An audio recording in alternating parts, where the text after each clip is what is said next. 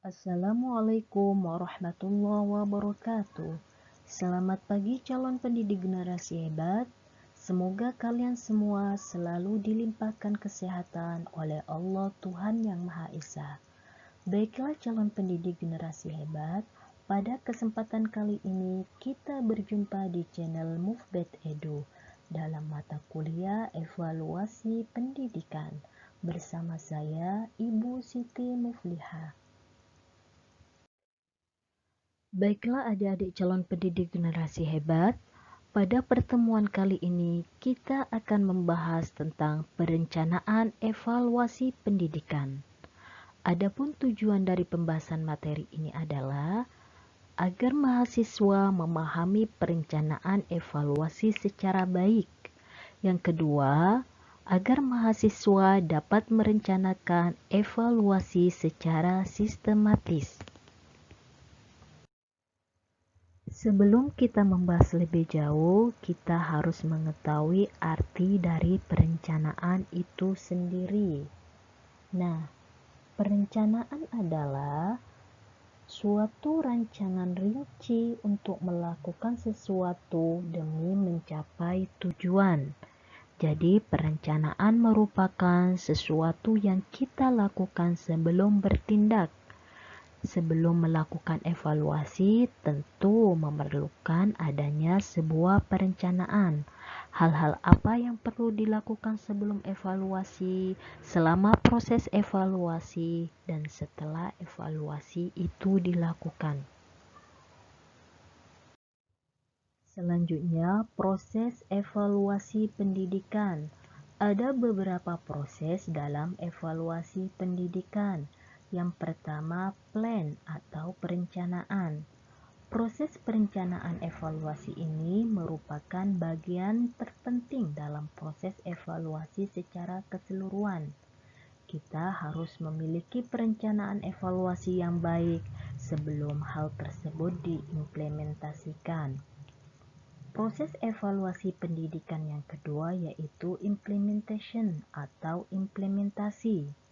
Setelah proses perencanaan sudah dilakukan, maka langkah selanjutnya yaitu mengimplementasikan program-program yang sudah direncanakan.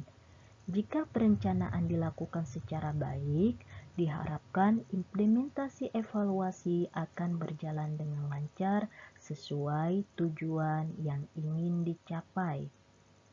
Proses evaluasi pendidikan yang ketiga yaitu evaluation, yakni evaluasi. Setiap program yang sudah direncanakan dan diimplementasikan pasti butuh sebuah evaluasi. Hal ini bertujuan untuk memperbaiki program-program yang belum efektif diterapkan. Sehingga jika evaluasi tersebut dilakukan kembali, sudah tentu harus jauh lebih baik dari evaluasi sebelumnya. Baiklah adik-adik calon pendidik generasi hebat, selanjutnya kita akan membahas tentang cara merencanakan sebuah evaluasi. Jadi dalam proses ini kita mulai dengan merencanakan evaluasi. Bagaimana perencanaan evaluasi yang baik? Yang pertama, mengidentifikasi kebutuhan. Cara yang kedua, memilih strategi yang tepat dari berbagai alternatif. Cara yang ketiga, memonitor perubahan yang muncul. Dan yang keempat, mengukur dampak dari perubahan tersebut.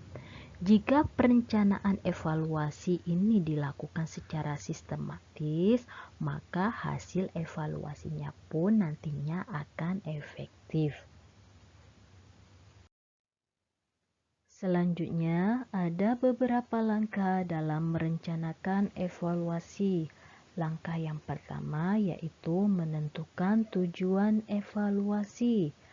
Langkah yang kedua, merumuskan suatu masalah. Yang ketiga, menentukan sampel evaluasi. Langkah merencanakan evaluasi yang keempat yaitu menentukan model evaluasi. Langkah yang kelima yaitu menentukan alat evaluasi.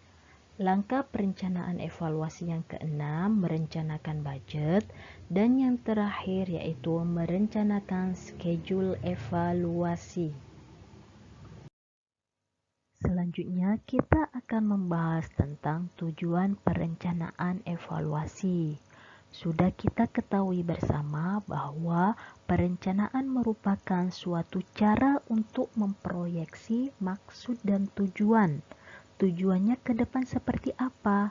Itu direncanakan dalam evaluasi yang bertujuan untuk mencapai suatu tujuan dari evaluasi itu sendiri. Nah, tujuan pertama dari perencanaan evaluasi adalah menjadi pedoman bagi evaluator untuk melalui setiap tahap dari proses evaluasi. Yang kedua, tujuan perencanaan evaluasi membantu dalam mengidentifikasi metode dan strategi yang paling tepat. Tujuan perencanaan evaluasi yang ketiga yaitu meningkatkan efisiensi program evaluasi. Baiklah adik-adik calon pendidik generasi hebat, selanjutnya ada beberapa pendekatan dalam perencanaan evaluasi yang meliputi goal-based evaluation, process-based evaluation, dan outcome-based evaluation. Pendekatan yang pertama, goal-based evaluation. Nah, pendekatan ini merupakan pendekatan yang berkaitan dengan pencapaian seluruh tujuan dan sasaran yang telah ditetapkan. Pendekatan kedua yaitu process-based evaluation.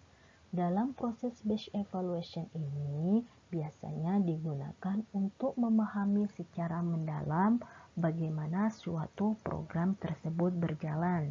Jadi dalam penggunaannya, pendekatan ini relatif sangat lama dan telah berubah selama bertahun-tahun. Contohnya dalam perubahan kurikulum.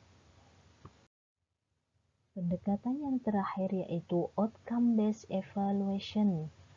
Nah, dalam pendekatan ini berkaitan dengan evaluasi berbasis hasil sebagai cara sistematik untuk menilai sejauh mana program telah mencapai hasil yang diinginkan. Jadi, pendekatan ini lebih kepada mengkaji hasil yang sudah ada untuk dianalisis kembali agar program selanjutnya bisa lebih baik dari program sebelumnya. Baiklah adik-adik calon pendidik generasi hebat, demikianlah materi yang bisa Ibu sampaikan. Mudah-mudahan apa yang kita pelajari hari ini dapat bermanfaat bagi kita semua, sehingga dapat menjadi bekal bagi kalian calon pendidik generasi hebat. Untuk mengakhiri materi kali ini, ada sebuah kata bijak dari Bapak Yusuf Kala, yaitu pekerjaan yang baik tanpa perencanaan hanya akan jadi sulit. Perencanaan yang baik tanpa pelaksanaan hanya akan jadi arsip. Oleh karena itu, mari kita mengawali segala pekerjaan dengan perencanaan yang baik. Karena gagal dalam merencanakan sama halnya kita sedang merencanakan kegagalan. Akhir kata, wassalamualaikum warahmatullahi wabarakatuh. Selamat pagi dan sukses selalu.